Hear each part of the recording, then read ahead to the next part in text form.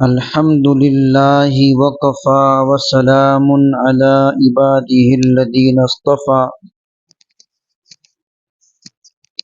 أما بعد فقد قال الله سبحانه وتعالى يا أيها الرسل كلوا من الطيبات واعملوا صالحا وقال النبي صلى الله عليه وسلم طلب الحلال فريضة بعد الفريضة او كما قال علیہ الصلاۃ والسلام۔ محترم و معزز سامعین کرام، گزشتہ ہفتے طلب حلال کی فضیلت، اس کی اہمیت اور اس دور میں بعض ناجائز کاروبار کی مروجہ صورتیں، اس تعلق سے کچھ باتیں کی گئی تھی اور یہ کہا گیا تھا کہ بقیہ باتیں انشاءاللہ آئندہ کی نشست میں ہوگی، اس لیے بغیر کسی تمہید کے آگے بات شروع کرتے ہیں۔ تجارت کو اور کاروبار کو ناجائز کر دینے والی ایک چیز، بنیادی چیز جو ہے وہ ہے کذب بیانی، جھوٹ بولنا۔ اگر ہم جھوٹ بولتے ہیں، جھوٹ بول کر کاروبار کرتے ہیں، کذب بیانی سے کام لیتے ہیں، تو ہمارا کاروبار حلال ہونے کے باوجود بھی ہمارا یہ عمل ناجائز ہے اور حرام ہے، جس کی وجہ سے ہم لوگ اپنی حلال روزی خراب کر لیں گے۔ یہ سمجھیے کہ کاروبار اگر ہم جھوٹ بول کر کرتے ہیں تو ہمارا حلال اور جائز کاروبار بھی ناجائز ہو جائے گا۔ اس لیے کسی بھی کاروبار میں، کسی بھی لائن میں، کسی بھی دھندے میں اور کسی بھی کام کے اندر آدمی کی کوشش یہ ہونا چاہیے کہ میں جھوٹ نہ بولوں، سچ بولوں چاہے جو ہو۔ مثال کے طور پر کوئی چیز آپ کو 50 روپے میں ملی، آپ جس وقت اس کو فروخت کرتے ہیں، گاہک سے آپ یہ کہتے ہیں کہ مجھ کو تو یہ چیز 60 میں بھی نہیں آئی، یہ جھوٹ ہو گیا۔ اس طرح سے ایک مثال ہے، ہم لوگ ایسے بہت سارے جھوٹ بولتے ہیں۔ اس میں ایک بہت مشہور چیز جو ہم لوگ دیکھتے ہیں وہ یہ ہے کہ عام طور سے جو لوگ دودھ بیچنے والے ہیں، دودھ کا کاروبار کرتے ہیں، وہ اپنی دکانوں پر یہ بورڈ لگاتے ہیں کہ پیور دودھ۔ آپ یہ بتائیے کہ پیور کا مطلب کیا ہے؟ پیور کا مطلب ہے خالص، یعنی خالص دودھ۔ اب بورڈ لگا ہوا ہوتا ہے پیور دودھ کا، خالص دودھ کا، اور اس دودھ کے اندر وہ پانی ملا کر کے بیچتے ہیں۔ یہ تو بات طے ہے کہ خالص دودھ نہیں ملتا، وہ لوگ خود ہی کہتے ہیں کہ خالص نہیں بلکہ اس کے اندر پانی ملا ہوا ہے۔ تو اب یہ جھوٹ ہوا یا نہیں؟ ہم خالص دودھ اور پیور دودھ کا بورڈ لگائیں اور پانی ملا ہوا دودھ بیچیں۔ ایک بات یہ سمجھ لیجئے کہ پانی ملا کر بیچنا حرام نہیں ہے، آپ پانی ملائیے، پانی ملا کر بیچیے، لیکن پانی ملانے کے بعد اس کو خالص کہہ کے فروخت کرنا، یہ کہنا کہ پیور دودھ ہے، یہ درست نہیں، یہ جھوٹ ہے۔ تو حتی الامکان آدمی اپنے کاروبار کے اندر جھوٹ سے بچے۔ ہمارے ایک استاد تھے، انہوں نے اپنا ایک واقعہ سنایا، کہا کہ میں بکرے والے کے پاس بکرے کا گوشت لانے کے لیے گیا۔ جب وہاں پر گیا تو جا کر کے محسوس ہوا کہ یہ گوشت بکری کا ہے، تو وہ واپس آنے لگے۔ تو دکاندار نے ان سے کہا کہ مولانا کیا بکری کا گوشت حرام ہے؟ تو مولانا نے اس سے کہا کہ بکری کا گوشت تو حلال ہے، حرام نہیں ہے، لیکن بکرے کا بورڈ لگا کر کے بکری کا بیچنا یہ حرام ہے، یہ جھوٹ ہے۔ تو آدمی کو کذب بیانی سے بچنا چاہیے، سچ بولنا چاہیے، کاروبار کے اندر اسی سے برکت ہوگی۔ مروجہ کاروبار کے اور تجارت کے طریقوں میں جو ایک چیز اس دور کے اندر چل رہی ہے، بہت مشہور ہے، وہ ہے شیئر مارکیٹ۔ بہت سے لوگ اس کے متعلق پوچھتے ہیں کہ شیئر مارکیٹ میں پیسہ لگانا چاہیے یا نہیں، پیسہ انویسٹ کرنا چاہیے یا نہیں، اور یہ شیئر مارکیٹ کیا ہے۔ اس لیے اس کو تفصیل سے سمجھ لینا چاہیے۔ دیکھیے، پہلے زمانے میں کچھ لوگ مل کر کے کاروبار کیا کرتے تھے، 2 4 لوگ، 5 لوگ، 10 لوگ، سب لوگ مل کر پیسہ لگاتے ہیں، اور پیسہ لگا کر کے سب لوگ اس میں کاروبار کرتے ہیں، جس کو آج کی اصطلاح میں ہم لوگ پارٹنرشپ کہتے ہیں۔ یہ پارٹنرشپ ہے کہ کئی لوگ پیسہ ملا کر شریک بن کر کے کام کریں۔ تو پہلے اس میں محدود لوگ ہوا کرتے تھے، چند لوگ ہوا کرتے تھے، لیکن ابھی 100 سال 200 سال سے تجارت کے وسیع ہونے کی وجہ سے، تجارت کا میدان وسیع ہو جانے کی وجہ سے بڑی مقدار میں لوگ اکٹھا ہو کر کے ایک ساتھ کاروبار کرتے ہیں، جس کو کہا جاتا ہے جوائنٹ اسٹاک مارکیٹ۔ اسی کو شیئر مارکیٹ کہتے ہیں۔ کئی 100 لوگ مل کر، 1000 لوگ مل کر کے کمپنی چلاتے ہیں، کاروبار کرتے ہیں۔ شیئر مارکیٹ کی حقیقت یہ ہے، آپ یہ سمجھیے کہ شیئر کے معنی ہوتے ہیں حصے، شیئر کے معنی ہوتے ہیں حصے، اردو میں اس کو حصے کہتے ہیں، انگریزی میں شیئر کہتے ہیں۔ ایک آدمی ہوتا ہے یا ایک تنظیم، ایک کمپنی ہوتی ہے، وہ شیئر ہولڈر ہوتی ہے۔ وہ کوئی کمپنی شروع کرتی ہے، بڑا کاروبار شروع کرتی ہے، تو وہ اس کمپنی کے شیئر بناتی ہے کہ اس کے اتنے شیئر ہیں اور اتنے روپے کا ایک شیئر ہے۔ مثال کے طور پر ایک شخص نے کمپنی شروع کی، ایک تنظیم ہے، اس نے کمپنی شروع کی، اس کو 1 کروڑ روپے کی ضرورت ہے۔ اب 1 کروڑ روپے لے کر کے وہ کمپنی شروع کرے گا۔ اب وہ کہتا ہے کہ اس کمپنی کے 1000 شیئرز ہیں اور ایک شیئر اس کا 10,000 روپے کا، اس طرح سے 1000 لوگ مل کر 10,000 روپے دیں گے تو 1 کروڑ روپیہ ہوگا۔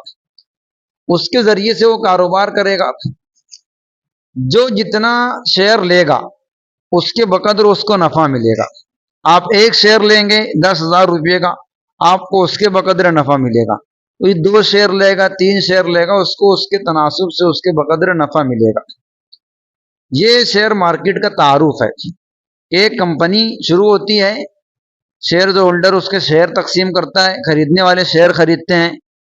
گویا کہ آپ نے اگر ایک شیئر کا پیسہ دے کر کے ایک شیئر خریدا تو آپ کا اس کمپنی میں اتنا حصہ ہے، آپ اتنے حصے کے اس کمپنی کے اندر مالک ہیں۔ اس میں پیسہ لگا سکتے ہیں یا نہیں لگا سکتے، پیسہ انویسٹ کرنا کیسا ہے، اس کے لیے سمجھیے کہ شیئر مارکیٹ میں پیسہ لگانے کی، اس کے ذریعے سے کاروبار کرنے کی اجازت 4 شرطوں کے ساتھ ہے۔ اگر وہ 4 شرطیں پائی جائیں تو وہ کاروبار کر سکتے ہیں، اس میں پیسے انویسٹ کر سکتے ہیں۔ سب سے پہلی اور بنیادی شرط شیئر مارکیٹ میں پیسہ انویسٹ کرنے کے درست ہونے کے لیے وہ یہ ہے کہ جو کمپنی، جس کمپنی کا ہم شیئر لے رہے ہیں، وہ کمپنی جائز اور حلال کاروبار کرنے والی ہو، کسی حرام چیز کا کاروبار نہ کرے۔ مثلا شراب ہے، سودی کاروبار ہے، جوئے اور سٹے کے اندر پیسہ لگانا ہے، ایسی حرام اور ناجائز چیزوں میں پیسہ نہ لگائے، حلال اور جائز کاروبار کرے۔ یہ سب سے پہلی شرط ہے۔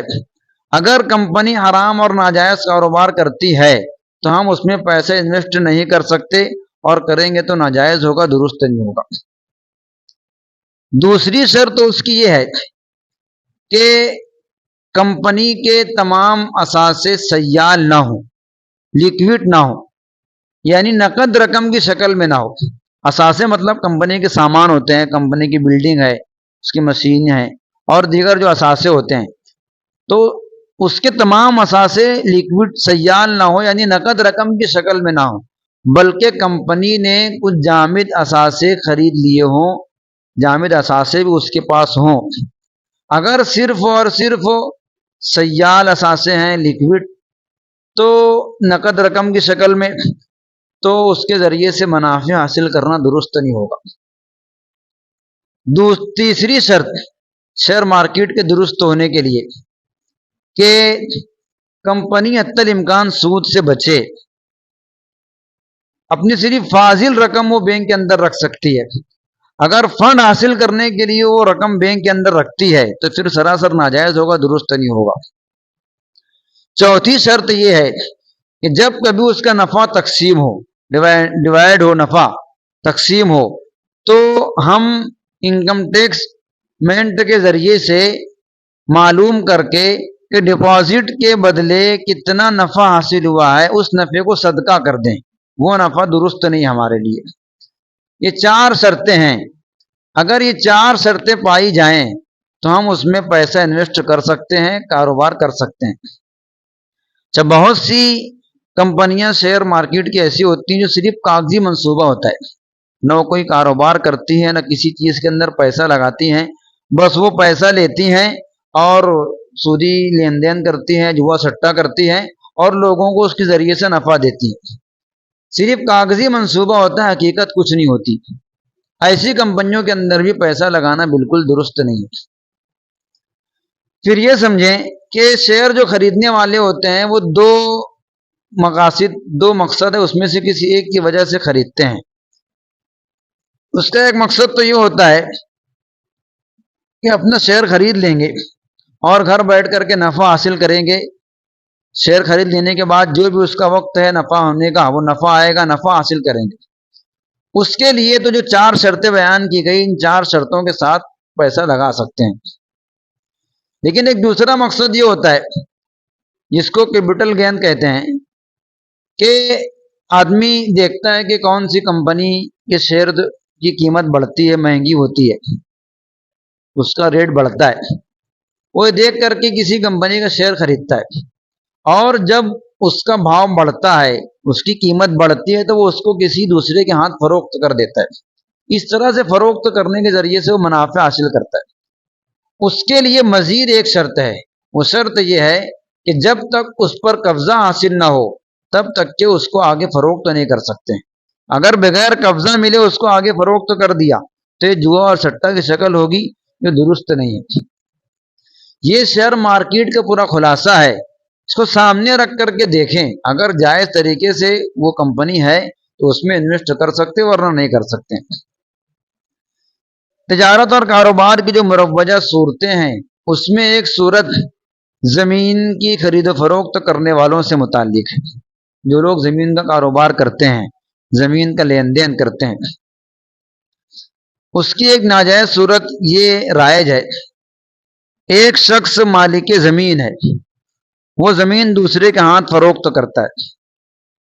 ان دونوں شخصوں کے درمیان ایک مدت متعین ہوتی ہے، مثال کے طور پر 1 سال 2 سال کی مدت، کہ 2 سال کی مدت میں زمین کی مکمل رقم ادا کرنا ہے۔ ابھی شروع میں بیانے کے طور پر وہ کچھ رقم مالک زمین کو دے دیتا ہے، اور ایک مدت طے ہوتی ہے کہ 2 سال میں وہ رقم اس کو مکمل ادا کرنا ہوگی۔ ان 2 سال کے درمیان جب سے انہوں نے بات چیت کی ہے تب سے لے کر کے 2 سال ہونے تک وہ زمین مالک زمین کی ہی ملکیت میں رہتی ہے، ابھی جس نے خریدا اس کی ملکیت میں نہیں آتی۔ لیکن یہ شخص کیا کرتا ہے، درمیان میں وہ زمین کسی تیسرے آدمی کو، تھرڈ پارٹی کو فروخت کر دیتا ہے اور اس سے پیسے لیتا ہے، وہ پیسے زمین مالک کو ادا کرتا رہتا ہے۔ یہ صورت ناجائز ہے، درست نہیں ہے۔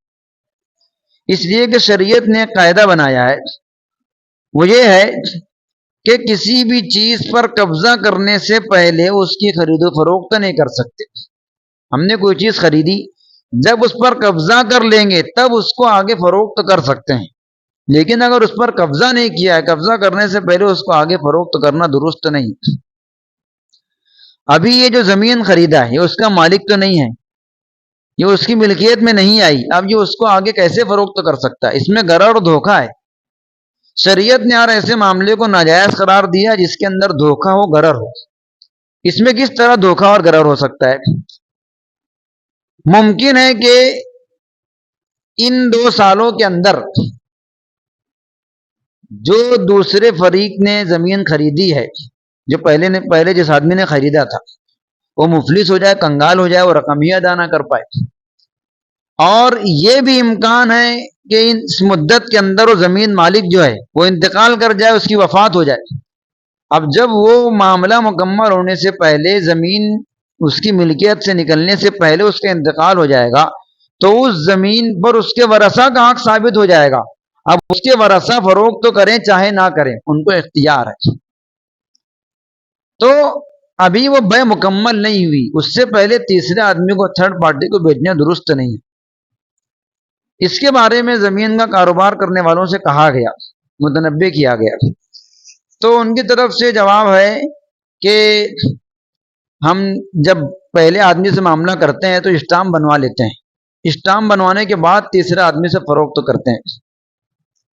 تو ان سے پوچھا گیا کیا یہ اسٹامپ کی حیثیت انتقال ملک کی ہے، یعنی کیا اس کے ذریعے سے زمین پہلے شخص کی ملکیت سے نکل کر خریدنے والے کی ملکیت میں آ جاتی ہے؟ تو انہوں نے کہا کہ نہیں، اس سے ملکیت منتقل نہیں ہوتی، ملکیت تو پہلے ہی جو مالک زمین ہے اسی کی رہتی ہے۔ اسٹامپ کی حیثیت صرف یہ ہوتی ہے کہ اتنی مدت کے اندر زمین خریدنے والا رقم ادا کرے گا اور اس کے بعد زمین مالک اس کی خرید ہی دے گا، اس کی اتنی حیثیت ہوتی ہے۔ اس سے سمجھ میں آیا کہ اسٹامپ کی حیثیت فقط وعدہ بے کی ہے، بے کا وعدہ ہے، بے نہیں ہے۔ بے کا مطلب خرید و فروخت، تو یہ اس کا وعدہ ہے، بے نہیں ہے۔ صرف وعدہ ہو جانے کے بعد اس کو آگے فروخت نہیں کر سکتے۔ یہ زمین کا معاملہ ہے۔ دوسری چیزیں، مثال کے طور پر موبائل ہے، ہم لوگ قسط پر لیتے ہیں، ادھار میں لیتے ہیں، وہ ہمارے قبضے میں آ جاتا ہے، اس کی بل، اس کے کاغذات، تمام چیزیں قبضے میں آ جاتی ہیں۔ ہم ابھی مکمل رقم ادا کرنے سے پہلے ہی وہ اس کو آگے فروخت کر سکتے ہیں، اس لیے کہ وہ ہمارے قبضے میں آ گئی۔ لیکن زمین پر قبضہ اس وقت ہوگا جب کہ اس کی خریدی مل جائے، اس لیے اس سے پہلے اس کا فروخت کرنا درست نہیں ہے۔ مروجہ کاروبار کے طریقوں میں ایک طریقہ یہ رائج ہے، بہت ساری کمپنیاں وجود میں آتی ہیں، وہ کمپنیاں ممبر بنانے کا کام کرتی ہیں، ممبر در ممبر بڑھاتے ہیں۔ عام طور سے ایسی کمپنیاں جوئے سٹے پر مشتمل ہوتی ہیں۔ مثال کے طور پر ملٹی لیول مارکیٹنگ کے نام سے ایک کمپنی ہے۔ اب یہ مثال کے طور پر ایک شخص اس کمپنی سے جوائنٹ ہوتا ہے، اس میں شامل ہوتا ہے، تو اس کے شامل ہونے کے لیے شرط یہ ہوتی ہے کہ وہ 500 روپیہ دے کر کے شامل ہوگا۔ 500 روپیہ دے کر کے وہ شامل ہو گیا۔ اب اس سے اس کو یہ فائدہ ہوگا کہ کوئی چیز، اس کمپنی کی جو مصنوعات ہیں، اس کے جو پروڈکٹ ہیں، اگر باہر اس کو 50 روپیے کی ملے گی تو اس کمپنی میں اس کو 40 روپیے کی ملے گی۔ اچھا، پھر اس کے ذمے یہ ہوتا ہے کہ وہ مزید آگے ممبر بنائے گا۔ وہ شخص اگر 5 ممبر بناتا ہے تو ان 5 ممبروں میں سے ہر ایک سے کمپنی 500 روپیہ لے گی، 300 روپیہ کمپنی خود رکھے گی، اور ہر ممبر کے اس میں سے 200 روپیہ اس ممبر بنانے والے شخص کو دے گی۔ اب وہ 5 ممبر جو بنے ہیں وہ مزید آگے ممبر بنائیں گے، ہر شخص 5 ممبر بنائے گا۔ ان کے ممبر بنانے کی وجہ سے ان کو بھی نفع ملے گا، اور جو پہلا شخص ہے اس کو بھی سب کے پیسوں میں سے 200 روپیہ کمپنی دے گی۔ اس طرح سے سلسلہ آگے بڑھتا ہے جو کافی لمبا ہوتا ہے۔ لاکھوں کی تعداد میں ممبر بنائے جاتے ہیں اور بنانے والوں کو اس طرح نفع ملتا رہتا ہے۔ یہ سراسر جوئے اور سٹے کی شکل ہے جو کسی طرح درست نہیں ہے۔ بہت سے لوگ اس طرح کا کاروبار کر رہے ہیں، اس طرح کی کمپنیوں کے اندر شامل ہو رہے ہیں۔ ہم کو تحقیق کرنا چاہیے، معلوم کرنا چاہیے کہ اگر ہم شیئر مارکیٹ کے اندر پیسہ لگا رہے ہیں، اگر ہم کسی کمپنی سے جوائنٹ ہو رہے ہیں، کسی کمپنی میں شامل ہو رہے ہیں، تو آیا وہ جائز بھی ہے یا نہیں، درست بھی ہے یا نہیں، بیان کیا گیا پہلے ہی کہ اگر ہم ناجائز طریقے سے کاروبار کرتے ہیں، غلط طریقے سے کماتے ہیں، وہ اندر جا کر کے ہمارے اندر غلط اثرات پیدا کریں گے، غلط اعمال پیدا کریں گے، غلط اخلاق پیدا کریں گے۔ اس لیے ہماری کوشش یہ ہونا چاہیے کہ جائز طریقے سے کاروبار کریں۔ کوئی بھی کاروبار کرنا ہو پہلے اس کے احکام کو جان لیں۔ لا يجوز لأحد من المسلمين أن يعمل عملا أو يفعل فعلا حتى يعلم احکامہ۔ کسی مسلمان کے لیے کوئی کام کرنا جائز نہیں ہے جب تک کہ وہ اس کے مسائل، اس کے احکام کو جان نہ لے۔ تو اس لیے اگر ہم کو کوئی کاروبار کرنا ہے، کوئی تجارت کرنا ہے، کوئی کام کرنا ہے، پہلے اس کے متعلق ضروری مسائل سیکھیں، معلوم کریں، اس کے بعد پھر اس کاروبار کو شروع کریں، تاکہ ہم حلال طریقے سے روزی کما سکیں، حرام سے بچ سکیں۔ اس کے علاوہ مزید اور کچھ ناجائز کاروبار کی صورتیں ہیں جو انشاءاللہ آئندہ کی نشست میں بیان کی جائے گی۔ وآخر دعوانا الحمدللہ۔